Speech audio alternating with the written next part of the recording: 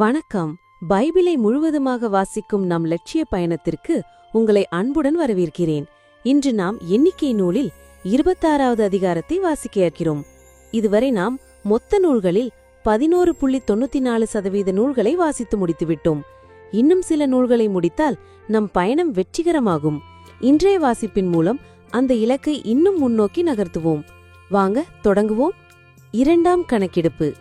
அந்த கொள்ளை நோய்க்கு பின்பு ஆண்டவர் மோசேயிடமும் குரு ஆரோன் மகன் எலியாசாரிடமும் இஸ்ரேல் மக்களின் கூட்டமைப்பு முழுவதிலும் 20 வயதும் அதற்கு மேலும் உள்ள போருக்கு செல்லத்தக்க இஸ்ரேலின் ஆண் மக்கள் அனைவரையும் அவர்கள் மூதாதையர் வீடுகள் வாரியாக கணக்கெடுங்கள் என்றார்.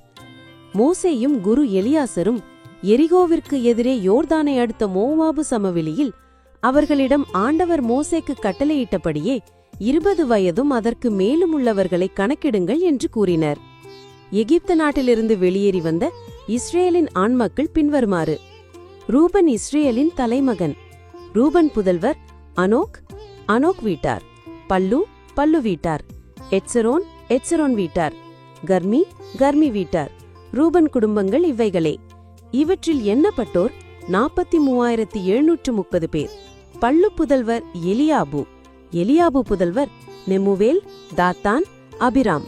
கோராகின் கூட்டத்தார் ஆண்டவருடன் வாக்குவாதம் செய்தபோது மோசேக்கும் ஆரோனுக்கும் எதிராக போராடுமாறு மக்கள் கூட்டமைப்பு தேர்ந்தெடுத்த தாத்தானும் அபிராமும் இவர்களே. அப்போது நிலம் வாயை திறந்து கோராகுடன் சேர்ந்து அவர்களை விழுங்கியது. நெருப்பு 250 பேரை கவ்வியது. அக்கூட்டம் மாண்டது. இவ்வாறு அவர்கள் ஓர் எச்சரிப்பாயினர். ஆனால் கோராகு புதல்வர் மடியவில்லை. தங்கள் குடும்பங்கள் வாரியாக சிமியோன் புதல்வர் நெமுவேல் வீட்டார். யாமின் வீட்டார். யாக்கின் வீட்டார். செராகு வீட்டார். சாவுல் வீட்டார். சிமியோன் குடும்பங்கள் இவைகளே. இவர்கள் 22,200 பேர். தங்கள் குடும்பங்கள் வாரியாக காத்து புதல்வர் செப்போன் வீட்டார். அக்கி வீட்டார். சூனி வீட்டார். ஒசினி வீட்டார். ஏரி வீட்டார். அரோது வீட்டார். அரேலி வீட்டார். அவர்கள் எண்ணிக்கைப்படி காத்து புதல்வர் குடும்பங்கள் இவைகளே. அவர்கள் 40,500 பேர். யூதாவின் புதல்வர் ஓனான் ஆகியோர் கானான் நாட்டில் இறந்தனர். தங்கள் குடும்பங்கள் வாரியாக யூதாவின் புதல்வர் சேலா வீட்டார். பெரேச் வீட்டார். செராகு வீட்டார். பெரச்சின் புதல்வர் எட்சரோன் வீட்டார். ஆமூல் வீட்டார். அவர்கள் எண்ணிக்கைப்படி யூதாவின் குடும்பங்கள் இவைகளே. அவர்கள் 76,500 பேர். தங்கள் குடும்பங்கள் வாரியாக இசக்கார் புதல்வர் தோலா வீட்டார். பூவா வீட்டார். யாசுபு வீட்டார். சிம்ரோன் வீட்டார். அவர்கள் எண்ணிக்கைப்படி இசக்கார் குடும்பங்கள் இவைகளே. அவர்கள் 64,300 பேர். தங்கள் குடும்பங்கள் வாரியாக செபுலோன் புதல்வர் செரேது வீட்டார். ஏலோன் வீட்டார். யாகுலவேல் வீட்டார். அவர்கள் எண்ணிக்கைப்படி செபுலோன் குடும்பங்கள் இவைகளே. அவர்கள் 60,500 பேர். தங்கள் குடும்பங்கள் வாரியாக யோசேப்பு புதல்வர் மனாசேயும் எப்ராயிமும் ஆவர். மனாசே புதல்வர் மாக்கீர் வீட்டார். மாக்கீர் கிலியாதின் தந்தை. கிலியாது வீட்டார். கிலியாது புதல்வர் இவர்களே. ஏசேர் வீட்டார். ஏலேக் வீட்டார். அசிரியல் வீட்டார். செக்கேம் வீட்டார். செமிதா வீட்டார். ஏபேர் வீட்டார். ஏபேர் மகன் செலோபிகாதுக்கு புதல்வர்கள் இல்லை, ஆனால் புதல்வியர் இருந்தனர். செலோபிகாதின் புதல்வியர் பெயர்கள் மக்லா, நோகா, ஒக்லா, மில்கா, திர்சா. மனாசேயின் குடும்பங்கள் இவைகளே. அவர்கள் 52,700. தங்கள் குடும்பங்கள் வாரியாக எப்ராயிம் புதல்வர் இவர்களே. சுத்தேலாகு வீட்டார். பெக்கேர் வீட்டார். தகான் வீட்டார். சுத்தேலாகின் புதல்வர் ஏரான் வீட்டாருமே. அவர்கள் எண்ணிக்கைப்படி எப்ராயிம் புதல்வர் குடும்பங்கள் இவைகளே. அவர்கள் 32,500 பேர். ஆக மொத்தம் தங்கள் குடும்பங்கள் வாரியாக யோசேப்பு புதல்வர் இவர்களே. தங்கள் குடும்பங்கள் வாரியாக பென்யமின் புதல்வர் பேலா வீட்டார். அஸ்பல் வீட்டார். அகிராம் வீட்டார். கூபாம் வீட்டார். பேலா புதல்வர் நாமான் என்போரே. அருது வீட்டார். நாமான் வீட்டார். தங்கள் குடும்பங்கள் வாரியாக பென்யமின் புதல்வர் இவர்களே. அவர்கள் தொகை 45,600. தங்கள் குடும்பங்கள் வாரியாக தான் புதல்வர் இவர்களே. சூகாம் வீட்டார். தங்கள் குடும்பங்கள் வாரியாக இவைகளே தான் குடும்பங்கள். அவர்கள் எண்ணிக்கைப்படி சூகாம் குடும்பத்தினர் 64,400 பேர். தங்கள் குடும்பங்கள் வாரியாக ஆசேர் புதல்வர் இம்னா வீட்டார், இசுவி வீட்டார், பெரியா வீட்டார், பெரியா புதல்வர் எபேர் வீட்டார், மல்கியேல் வீட்டார்.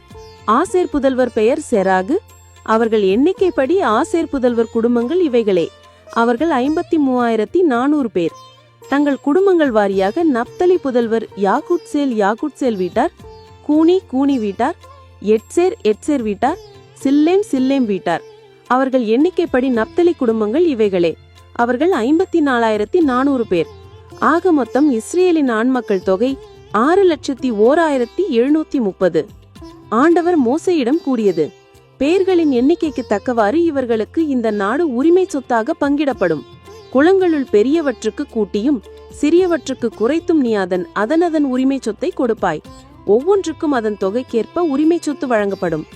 ஆயினும் திருவுழச்சீட்டு முறையிலேயே நாடு பங்கிடப்படும். அவர்கள் தங்கள் மூதாதையர் குலப்பெயர்கள் வாரியாக உரிமை சொத்தை பெறுவார்கள்.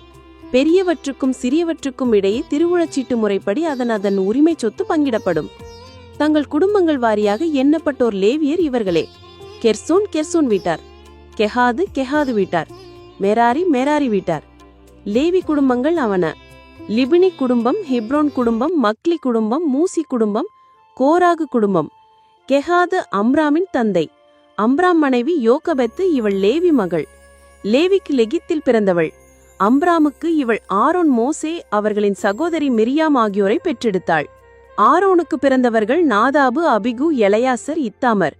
ஆனால் நாதாபும் அபிகுவும் ஆண்டவர் முன் வேற்று நெருப்பை கொண்டு வந்தபோது கொல்லப்பட்டனர்.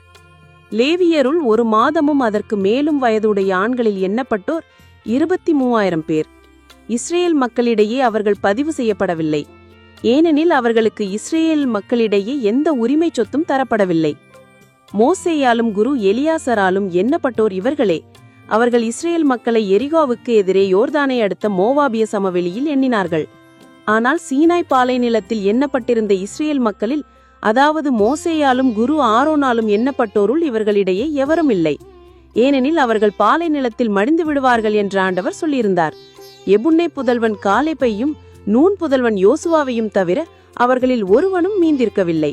நாம் 1189 அதிகாரங்களில் 143 அதிகாரங்களை நிறைவு செய்துவிட்டோம். இன்னும் சில அதிகாரங்களை வாசித்தால் முழு பைபிளையும் முடித்து விடுவோம். நாளை அடுத்த அதிகாரத்தை பார்க்க சந்திப்போம். நாள்தோறும் இந்த பயணத்தில் நீங்களும் பங்கேற்றால் பைபிளை முழுமையாக வாசித்து முடிப்போம். இது நம் வாழ்க்கையிலும் ஆன்மாவிலும் பெரிய மாற்றத்தை ஏற்படுத்தும். இந்த பயணம் உங்களுக்கு நம்பிக்கையையும் சமாதானத்தையும் கொடுத்தால் இந்த வீடியோவை லைக் செய்யவும் சப்ஸ்கிரைப் செய்யவும் மறக்க வேண்டாம். பகிர்ந்து மற்றவர்களையும் இந்த பயணத்தில் சேருங்கள். நாளை மறக்காமல் வாருங்கள்.